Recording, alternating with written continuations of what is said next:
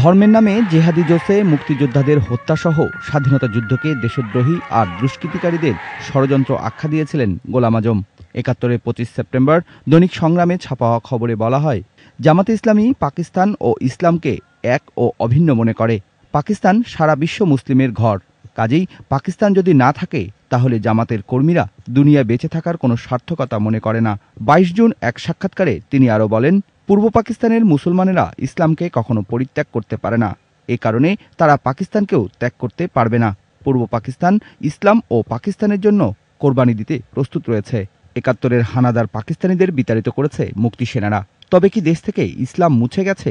আর পাকিস্তানহীন বাংলাদেশে গোলাম আজম সহ জামাতের কর্মীরাই বা কিসের আশায় হুমকি ধামকি দেন এখনো?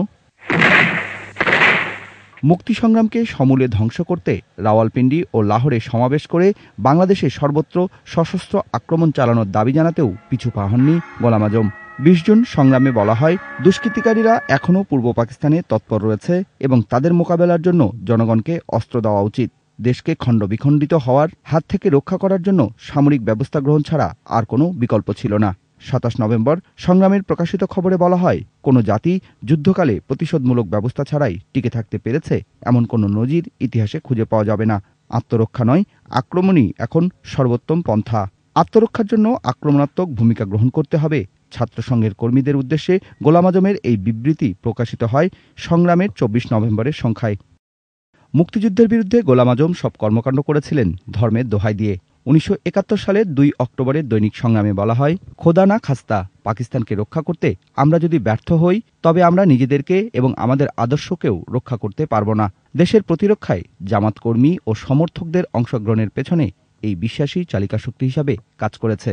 সত্যিকারের মুসলমানরাই পাকিস্তানের প্রকৃত সম্পদ।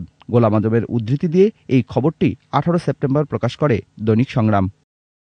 ৭১-এর ৯ মাসে শত শত সভা সেমিনারে গোলাম আজম বক্তৃতা দিয়ে বেরিয়েছেন রাজাকার বাহিনীকে চাঙ্গা করতে আর মুক্তিযোদ্ধাদের দমন করতে। ১৭ সেপ্টেম্বরে দৈনিক সংগ্রাম ছাপে, কালেমার ঝান্ডা উঁচু রাখার জন্য রেজাকারদের কাজ করে যেতে হবে। গোলাম আজম পূর্ব পাকিস্তানের ক্ষমতা গ্রহণের লোভে লোভাতুর ছিলেন গোলাম আজম।